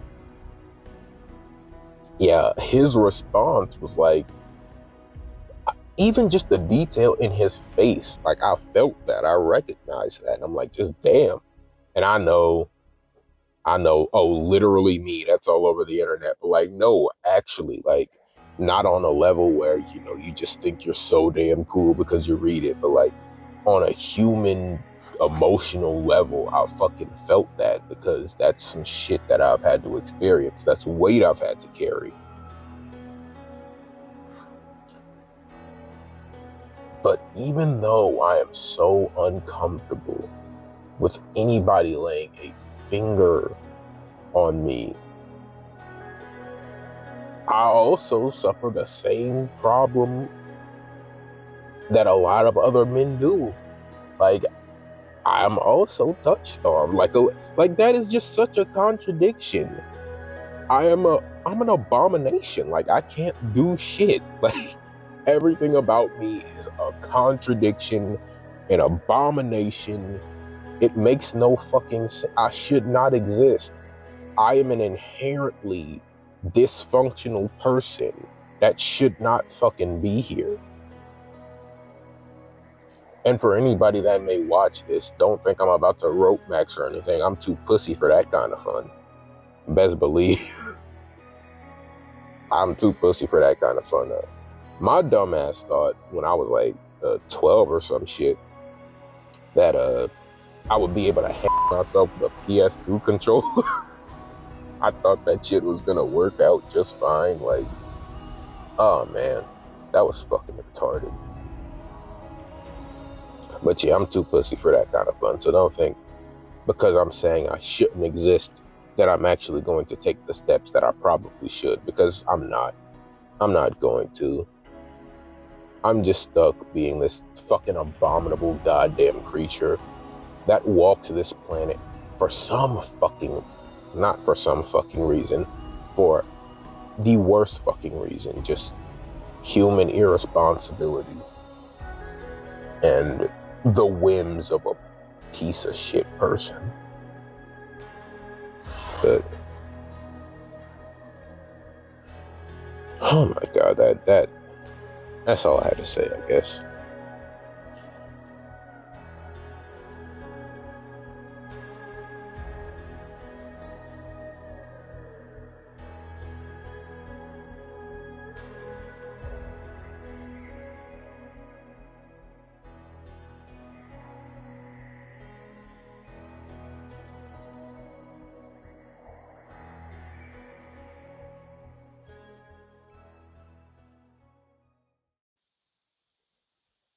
In this society, a woman's feelings are significantly more important than an ugly man's life.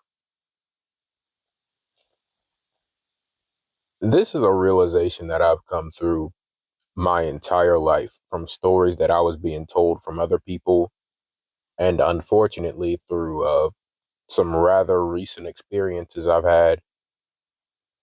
Another YouTuber by the name of Hobgoblin, I'm sure anybody watching this knows him. He made a video about it where there was this Indian guy who asked this woman where the body wash was, and she told him, and the interaction went completely normally. And despite that, she decided to just tell an outright lie to the police and say that this guy tried to snatch her kid. Guy ended up sitting in jail for a while, had to lawyer up and get them to uncover the cameras, which they should have done in the first place. Just absolutely insane. And that video kind of stayed in the back of my head for a while because, again, I had a similar brush like that myself. But I also think that as a black man as well, it just goes to another level, like just historically. This is fucked up because this is the kind of history that we have to learn as kids. But I'm sure most of you have heard of Emmett Till.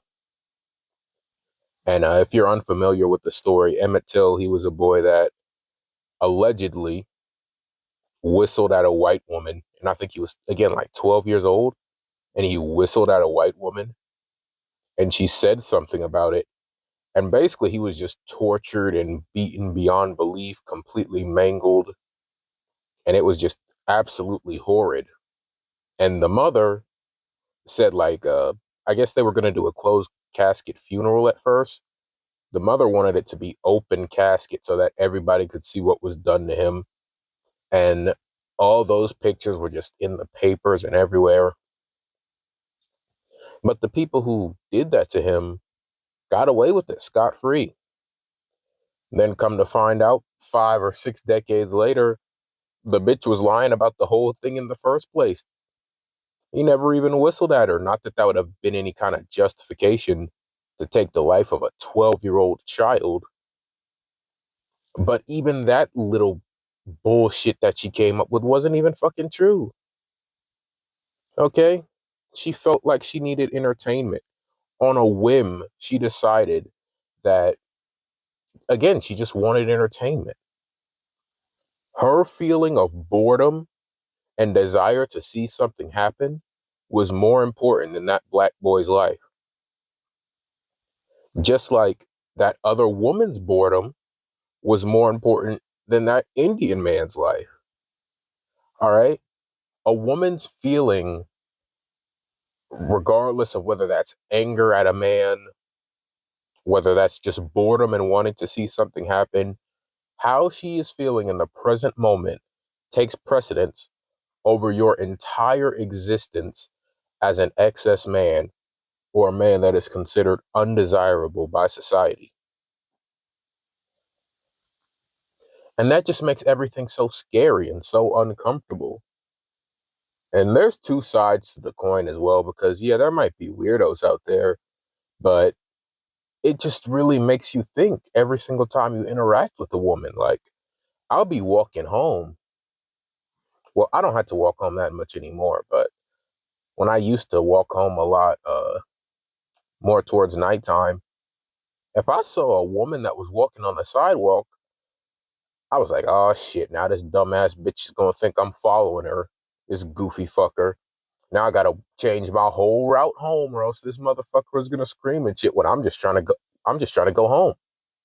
I don't want to bother with this person, but I already see she looking over her shoulder like I'm about to jump and run towards her, like the fucking Alex was running towards Marty in Madagascar.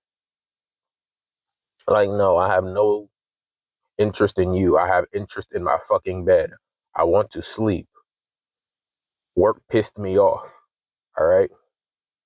When you just even want to ask something, or like just ask a question, especially if it's not somebody that's a worker or an employee, you know, you're kind of taught that if you're polite, you can just kind of ask people things. But if you're an ugly man or a man that is undesirable by society, you really do second guess doing any type of uh, any type of interaction with a female that is not 1000% necessary. All right. Because, like, again, that Indian guy, he didn't do shit wrong. He asked this bitch where the fucking body wash was and ended up doing time over that. Thankfully, he got out relatively quick, but he should have never been the fuck in. All right. So it just makes you second guess everything and makes you just see a woman and like be uncomfortable, not because you're a misogynist or you hate them or nothing like that. It's just the fact that, if anything even slightly goes haywire, if anything in her day is fucked up, her feelings are going to take precedent over your life every single time because you are an undesirable, you are a misfit. Okay, you're excess. You are easily replaceable. You are the majority. All right? You have zero value. So how a woman feels takes precedence over your being, over your entire consciousness. And that just makes experiences very scary. I guess my personal experience, I'll just get into that now. This was a few months ago. Same security job I'm working now, but I was at a different position. Without going too far into detail, there was just this one place in the building where you were supposed to do like a regular scan. Person was supposed to go through the metal detector, uh, take off anything that could set off the metal detector, place it into a bin, hand it to you. You check the bin, check to make sure there's nothing in there that's not supposed to be in there. Watch the person walk through the metal detector. If they clear it, they're good. If they don't clear it, you have to check whatever is in the bin and then bring them into a different compartment of the area in order to examine them yourself with a handheld wand. Now, we are trained very specifically on how we are supposed to do these procedures. They go over this in great detail in the training. This was one of the few things that I felt like they covered adequately. They went into great detail to make sure that we never did anything with this handheld metal detector that could be considered harassment of any kind. We were told several times that we are not supposed to wand up uh, towards somebody's legs, even if you were trying to check or whatever. Like, a certain part of the pants went up, like, don't check that. Never do that. Like, they gave us very specific guidelines on how we were supposed to do things. Oh, and something I forgot to mention, another great added bit of context is this was a coworker who I haven't seen since about a week or two after the incident. So that's fucking good. Hopefully they got that bitch the fuck out of there, man. Yeah, the woman, she wouldn't take a piece of jewelry she had off. I don't know why she wouldn't do that. But yeah, she just wouldn't take the shit off. So I'm like, okay, I guess I can do the handheld procedure. All right. So then I go through it. And again, we have a very specific process. For the upper body, there's a process. And for the lower body, there's a process. All right. So I did the upper body. And, we're clear. I just see the beep go off for the jewelry. Go to the lower body. Again, there are specific guidelines. I know I keep saying it, but it is very important that I just nail this part in. There are very specific guidelines on how we do this, and I followed them to a T. I specifically told her what the examination was going to be for the lower body wanding, and that I was not going to, move the wand up towards between her legs. I showed her what the exact movement was going to be and demonstrated it away from her and showed her that it was going to be like ankle. Like, basically it was just a foot. Basically it was just like over like the foot and on the sides of the foot. But like, again, nothing crotch area whatsoever. Nothing crotch area at all. I made 1000% sure of this because ever since I was a child, I was scared of anything I was doing being misinterpreted. Then on top of that, they just reinstill that fear with letting you know that if you do something wrong with this procedure, that could be considered harassment, that could be a lawsuit. So you're definitely not going to have a job. And then all kinds of other things could happen. I explained this process to her. I never actually did it. She then went on to say, I was at the training too. They said you're not supposed to put it in between their legs. And I'm like, wait. No, that's not what I'm going to do. I'm not going to put, what, they said you're not supposed to put it in between I'm not going to do that. Okay. I'm not going to do that. I showed the procedure again, not on her. I never did the actual procedure on her. All right. But she refused. And I was like, okay, well, then I'm just not going to be able to clear you. So I'll call my supervisor. Maybe he'll be able to clear you. Maybe we can figure out how we're going to do this. Keep in mind, the only reason she even had to come to this department or this compartment of the room was due to the fact that she had jewelry on that she refused to move or that she refused to take off and put into the bin, which is why she couldn't clear the walk-through metal detector. This was all on this bitch. Your fucking fault. Your fucking fault. All right. So the supervisor comes and he basically just does the laziest, like complete non-procedure wanding to let her through the area, which I wasn't willing to risk. But now since the supervisor did it, it's on him. So I don't give a fuck. All right. And he essentially threw me under the bus while he was explaining that he just threw me under the bus. Like I wasn't doing shit exactly to a T by the book because I was already paranoid about the situation going in. And then my paranoia just goes on to be completely fucking confirmed. I was completely right to be scared about that. So, yeah, after that happens, this bitch goes through. She starts calling like a higher up supervisor than the one I was talking to on the radio. And this is a broadcast channel which everybody on my campus can hear. Like every single person that works in any of the buildings on this job site, they can hear what the fuck this bitch is saying, bro. And she is just going off and ranting and rambling. Now, keep in mind, this wasn't something I directly heard. This account was told to me by my coworker who usually worked in the same space as me back when I was this position. All right. And she went and told me that she was on the radio just yapping and screaming to the supervisor about how apparently I tried to stick the wand in her legs and they said we're not supposed to do that. He tried to stick it in there. And they told me you don't put it between the legs. He tried to put it in between my legs. Like, and just kept going on and yelling about it. And I'm like, really? Really, nigga? So this bitch told the entire fucking campus that I essentially tried to essay her. That is what she is like yelling over the radio about me, a man, like while she walked in here. Like, bro, I started panicking. Like, I genuinely started panicking because, like, that is such a fear. You never want to be in that situation where a bitch just starts rambling about you to make you look like you're some type of predator because you already know what the repercussions of that are going to be, not just socially, but this is at my job. I'm like, am I going to get fired over this? Is it going to be worse?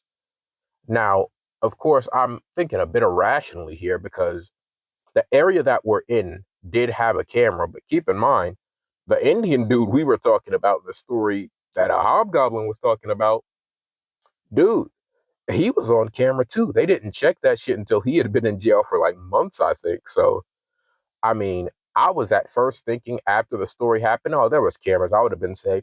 I wouldn't have even been safe with the cameras now, thinking about it. You know, it's fucked up. That yeah, I was already thrown under the bus by the supervisor, and now she's ranting to a higher up over a radio where everybody can hear it. So now I'm thinking, oh my God, is everybody on my fucking building? Is everybody going to think that if you go to this building and you try to clear through that such and such is waiting on you and he's going to try to shove the fucking wand up your cunt? Like, no, man, I'm not a fucking weirdo. So I'm panicking. I'm freaking out. And then my coworker that told me that story, who's usually in there, she was on break at the time. Um, Oh, wait, actually, before I even say anything about that, before she came back on break, the chick who came through and cleared through the area, she came back.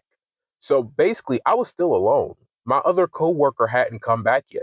So basically, this bitch was trying to get through again. I didn't do anything, man. I didn't do anything. I let her straight through on the metal detector. It went off. I didn't give a fuck because it's like at this point, listen, dude, I know I try to do my job every single time. I tried my best to clear the person the right way, the proper procedure. But with what this bitch just did to me, there's no way in fuck that I am about to sit here and actually try to run through any type of procedure with this bitch. I don't want to talk to her. I don't want to nothing. She put her shit in the basket. I didn't even check. I heard the metal detector go off. I didn't check where it went off. None of that. I just sat her shit at the other end of the area and I didn't even look at her. I was just like, get the fuck out. I didn't even look at this bitch, man, because I couldn't even risk it at that point over one little clear in or one little clear out. Like that was not going to work. Okay, so my coworker comes out. She's a middle-aged white lady. She was cool as fuck, man, and I'm definitely glad I had her to vouch for me because she had been working with me for like 3 4 months, and I'm telling you that's one of the most useful things. If you're a young man and there's a middle-aged white lady in your place, you don't even have to do much. Just make friends. Just listen to her. Just listen to her. That is a useful that is a useful asset if shit goes down. The endorsement of a middle-aged white lady who's been working there for a while. You're gonna want that, trust me. So just listen to her when she starts talking and just nod and she'll consider you a friend and she'll vouch for you if shit goes down. Trust me, you're gonna want to do that. Which is funny because my aunt told me that. I thought she was bullshitting, but I made sure to do it anyways, and it ended up coming in clutch. But yeah, she was just like trying to calm me down because I was panicking. My mental state was all fried. I'm like, oh my God, what the fuck is gonna happen to me? This bitch, what the fuck is she gonna do to me? And she's like, just calm down, just calm down. Like, I know the supervisor, I know like the person who runs the site, write him a detailed email about everything that just happened. Try to get the times down as close as you possibly can and just run through everything. And I'm not even gonna lie, after I made that hyper detailed account, I just went towards the bottom and I was like, man, I don't want anybody thinking I'm weird. I don't want anybody thinking I'm a creep. I don't want anybody thinking that, they're not safe coming through where I'm at, man. Like, I'm really stressed out about this, man. I just want to get this squared away. I don't even know if this situation has gotten to you. Just like, please, can we get this squared away, man? I'm not even concerned with what happens to her, which was honestly, you know, that part of it was kind of dumb because, like, if she got away with that shit, she would probably do it to somebody else. But I wasn't even thinking about that. I was like, can we just please get this squared away, man? I don't even want to think about this. This is like making me panic. Like, can we just get this squared away? And he responded pretty damn quickly. He was talking about how my coworker, how she had, again, like, he trusted her. She kind of vouched for me. Like, I was never on anything weird. There was cameras in there, and he was basically like just about as reassuring as you could be in that situation. And I calmed down a little bit, but not all the way, because even if the actual situation is done, all that adrenaline from some shit like that is not gonna go away, dude. It's not gonna go away. So yeah, I was just panicked out after that. But eventually I just stopped seeing this bitch at work. Nothing came of that fucking debacle, of all those shenanigans she decided to pull. Thank fucking goodness. But it just shows you, man, like, the reason I was scared is because the reason I was so scared and so panicked and my heart was racing is because I understand what a woman's emotions mean in this society. I understand how far people are willing to go if they see a woman in distress over anything a man has supposedly done or even not done. I know how fucking scary that can be. I was told that Emmett Till story when I was when I was around Emmett Till's age. That's the reason they told it to me so early, because they're like, hey, you're black and in America. Like, obviously they didn't know I was gonna turn out ugly too. That added another layer to it. But it's like, yeah, you've got to know this. You've got to know to watch your back. So from such a young age, I've known that any type of interaction with a woman in public that's at random, if she decides shit is gonna go south, it's gonna go really south for you. And you just really have to watch your back. There was another channel too who had something on this called Loser Maxing. A lot of y'all call him Fed Maxing, and some of y'all don't fuck with. I'll fuck with him, man. He's funny. Uh, yeah, but he was going on about this experience where he was taking pictures at the beach for his mom of scenery. And like, these fucking college kids just came up and they were like, are you taking pictures? And he's like, oh yeah, I'm taking pictures. And then basically they took the I'm taking pictures as an admission of him taking pictures of random bitches at the beach. And then they were talking about, oh, we got a 17-year-old with us. We got a 17-year-old. You just took a picture of a minor. And he's like, wait, what the fuck do you mean? Like, no, I'm taking pictures of the beach. And they just kept cutting him off and trying to like recruit people to come and mess with him. And like that, oh my. Like, if I can remember the video, when I get to editing and uploading this, I will put his link for this for his story so you can listen to the whole thing in full. And just so many of us have experiences like that. Hobgoblin was talking about it in school when they were doing their little sex ed classes. A girl accused him of peeking over into her class and just all this shit. If a bitch decides that she wants somebody to go down because she's bored, then her emotions and her lack of entertainment is going to take precedence over your very life, over your peace, over your sanity, over everything. A woman's emotions are valued over that. And that is just very fucking scary. But yeah, that's all I had to say. Why are men always looked down upon so harshly for pleasuring themselves or looking at adult content? I really wonder what result people expect. Like, look at the world around you, look at the society around you. Does any other outcome even make sense? All right, you've got the majority of men in this generation that have never gotten a girl to look their way. You've got so much fucking content that has been just pushed online. You've got people that have seen this shit. I was like 12 when I saw my first like fucking guy. All right. And that's old for most people. Like most people were exposed significantly younger. But people always want to look down and badge and say, oh, that's why you can't get anybody. And it's like, no, it's kind of the result. It's like you just set up a world where you make interaction with anybody, of course the opposite sex, but just anybody in general has just become so fucking weird and complicated and has just excluded and barred so many guys. So what result do you expect other than a bunch of fapping, gooning ass motherfuckers? Like that's just what's gonna happen. Like I don't understand what else people expect to happen. Do you think that what just don't satisfy those urges whatsoever? I mean, it's straight up hardwired into our brain to have urges and desires of this nature. Like it's hardwired. Now, obviously, this is a sort of perverse take on that because the point of that is supposed to be reproduction. But when you look at the world,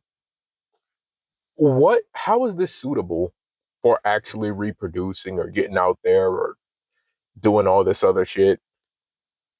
Like this world is just not conducive to that shit. And even guys who want to participate in that are being barred and excluded because standards increase and opportunities decrease. Job opportunities decrease. Again, the selection of women that you have decrease. Less are willing to give you a chance while you're trying to build yourself up. All right. And everybody wants to do this shit.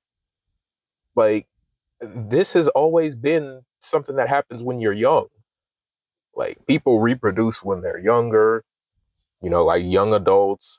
But men always kind of get told nowadays that, oh, you just need to wait until you're such and such age. You're going to peak at fucking 30 when you have completely atrophied social skills and have never touched a woman and don't know what to do. And that's when you're going to reach your peak. That's when everything is going to make sense. And a lot of guys have kind of sniffed that out and realized that's actually total bullshit. So I'm just going to take care of these urges myself.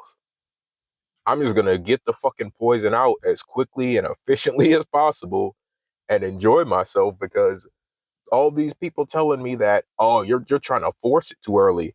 Nobody says that shit to a female. All advice to females regarding relationships isn't whether or not they should even be able to have one until they're 30. It's about what kind of guy you avoid and you don't fucking mess with, that you don't get in contact with. But for men, it's always pushed to some sort of goal to the distant future. And if you ever seem like you just want to have some kind of timeline or like you want to see progress quickly, people always push the date back that you're supposed to expect it, push it back and back and back. And it's like nobody's actually trying to help you or say that cutting this or cutting that actually has any kind of merit when it comes to succeeding in this world or actually being able to pursue any type of relationship with the opposite sex. Nobody believes that shit. It's to get you to shut the fuck up because people don't want you to even expect to be able to have a relationship or to be able to get with a girl. And then at the same time as that, they'll also shame you for, again, getting the poison out yourself, satisfying your urges in a easy way to get the shit out of the way, to not think about it because you're fucked over. You realize that you're not going to get anywhere. You're like, hey, man, let me just beat my shit right quick. Let me just pull my folder up and let me get to work. So it's just this weird paradox where people will bash you for wanting something and tell you that wanting a relationship or wanting to try and have a fucking intercourse is fucked up. But then at the same time, you're not supposed to take care of those urges by yourself. So your biological impulse to reproduce, or your biological impulse, like more specifically here, to fucking nut, and put my okay? nuts dead in You're your just supposed to face. completely ignore that and push it to some arbitrary date in the future that's never going to come, because by that time, you don't know what the fuck you're doing. You have less options. You're old. Everybody who's going to have any type of experience has had it by that point. All right. And this is a common theme here. It's just a tool to get you to shut the fuck up. It's not genuine advice. People don't think if you click off the or you stop beating it, that you're actually gonna pull anything. They just want you to shut the fuck up and, just be good. Right. So yeah, this was a short one, but that's all I really had to say about it. It's just, I don't know what the fuck people expect guys to do in a situation like this. Like, motherfuckers are going to please themselves or find some type of way to get off. It's fucking baked into your physiology. So I don't really get where people are with that. Oh, I'm gonna go out jacking it in San Diego. Jacking it, jacking it, jacking it, jacking it. It's gonna be swinging it, jacking it, swinging it, swinging. Jacking it, jacking it, jacking it, jacking it. It's gonna be swinging it, jacking it, swinging it, swinging. Someone always has it worse than you. First world problems. Don't you know that there are kids in Africa starving right now? Don't you know that there's a kid in China being forced into fucking slavery in a sweatshop? Who cares that you got for a kid? I know a girl whose mother sold her for crack when she was a child, and they're fine to this day. You will hear all kinds of shit like that when you start to try and talk about whatever experiences that you had in your life. It's always somebody has it worse than you, and they'll throw all these fucking situations at your face that people, face in the world. All these difficulties, all these hardships, all these horrible things. It'll be the first thing that people fall back on whenever you start to talk about whatever negative experiences you may have had, or what troubles, trials, and tribulations you might have in life. And I've always found it funny because whenever somebody talks to you and says something like that, says something about how someone has it so much worse than you, or how you're not a person in one of these situations, so you shouldn't be able to talk about how you feel, every fucking time they bring up a scenario which they have never spoke about in any other context.